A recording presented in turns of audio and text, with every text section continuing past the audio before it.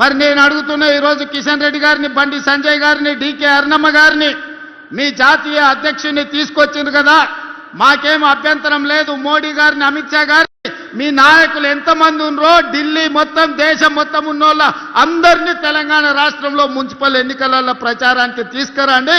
ఒక్క మున్సిపాలిటీ అయినా మీరు గెలుస్తారేమో మా కాంగ్రెస్ పార్టీ కార్యకర్తలు చూసుకుంటారు.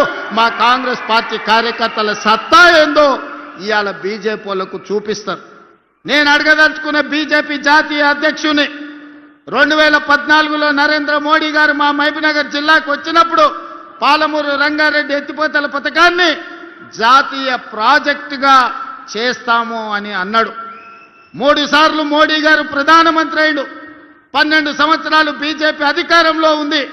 మీకు చేతులు రాలేదా? పాలమూరు రంగారెడ్డి ఎత్తిపోతల పథకాన్ని జాతీయ ప్రాజెక్టుగా ప్రకటించాలన్న ఆలోచన కానీ మీకు దేవుడు ఇవ్వలేదా అని నేను అడుగుతున్నా.